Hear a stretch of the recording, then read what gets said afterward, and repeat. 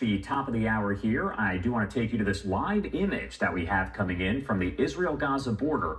Extensive smoke that is coming from that area. As we know, there's wildfires burning, but also the fighting there does continue. Israel expecting to bring in thousands of reservists as it prepares for a quote-unquote significant expansion of its military operation there in Gaza. This, of course, as a ceasefire deal with Hamas does not appear any closer to a reality. The Times of Israel reporting that Israel's Prime Minister Benjamin Netanyahu is said to have reviewed the plan and appears to be in agreement that it is the next step. A lot to discuss as always, so I do want to bring in a friend of the show here. We have Jonathan Schanzer, the Executive Director of the Foundation for Defense of Democracies. Thank you so much, as always, Jonathan, for taking the time. Of these tunnels that exist between the Gaza Strip and the Sinai Peninsula. And the Egyptians in general have been wrestling with this question of how to end the war without having to take in Gazan refugees into the Sinai. They don't want to do it. And so they keep coming up with solutions that, from Israel's perspective, are really non-solutions. Israel wants a large number of Gazans out of the Gaza Strip to be able to clear out the remaining military infrastructure and to begin to rebuild. That's not where Egypt is right now. They're providing temporary solutions and half measures. So, I think the game continues. The discussion about, the negotiations over what happens next in Gaza also continues. But, I think Israel's war aim of destroying Hamas in its entirety and then trying to rebuild the Gaza Strip, that remains their primary goal. I'm not sure that Egypt is 100% with Israel in that regard. One thing that's been mentioned a lot since the start of the war back with the October 7th attack in 2023 is because really when we think about what's going on in Gaza, Hamas is severely weakened. Militarily, I think we can say that with certainty.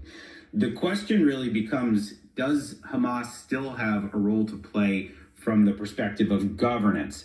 And the answer right now, unfortunately, is yes. And the reason that they still have a modicum of political power, the reason why they have leverage in the Gaza Strip is because they can control some of that aid. In other words, as long as the people of Gaza need that aid and as long as Hamas can disperse it, that affords them political power. That affords them leverage in the Gaza Strip. So it's a positive sign that we're seeing all these actors begin to discuss how we take aid out of the hands of Hamas. The question now, in my mind, is how quickly can that get done? And then who does take control? And what does that mean for the balance of power in the Gaza Strip? Well, we're going to watch that carefully, but I think some potentially positive steps are being taken right now. There are still 5 Americans that have been held hostage now for almost 600 days when you think about it, since October 7th of 2023. Now, I spoke with one of the fathers, Ruby Hen, whose son is still considered to be a hostage there, held by Hamas again for almost 600 days. And he said one thing he wants is for President Trump to actually negotiate directly with Hamas, talking about the president of the U.S. speaking directly with a terror group. Could that cause a strain if it were to happen between the U.S. and Israel? And is that a possibility? Gosh, I mean, we've had direct engagement from the White House, right? I mean, we've heard these stories about Adam Boehler, the hostage envoy, and his engagement, and Stephen Witkoff as well, the envoy to the Middle East from the Trump administration. It's not a good look for the leader of the free world, for the world's superpower, at least from the Western side of things, to be engaging directly with a violent terrorist group. And this has always been, I think, a source of tension here that I think is, to some extent, the making of the Israeli government. What the Israeli government did in the aftermath of the October 7th attacks is they promised their people 2 things that are at odds with one another. Right? On the one hand, they're saying they want to destroy Hamas. They want to remove Hamas from the Gaza Strip. They want to bring a complete end to this terror group, which is a laudable goal and one that I think is completely understandable after the slaughter that we saw and the kidnappings of the October 7th attacks. And then on the other side, they're saying that they want to return all the hostages. Now, you want to return all the hostages and you don't know where they are, then it means that you have to negotiate directly with Hamas in order to get there, or at least indirectly.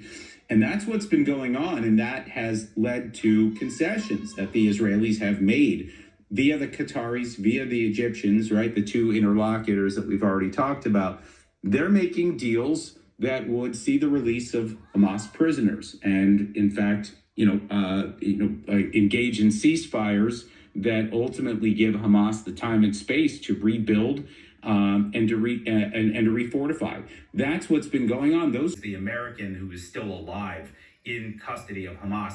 That one seems like we should just be putting immense pressure. That should just be U.S. pressure. It doesn't need to be direct engagement. We should just be issuing direct threats to Hamas that it's time to release him. I don't think that we need to have, the president of the United States send an envoy to talk to Hamas directly about this right now. There should be clear demands, in my view, for Idan Alexander to be released, for the bodies of the other Americans to be released. We don't need to afford Hamas that honor of being recognized by the United States government. And I think that's my opinion, but I think the debate obviously still continues.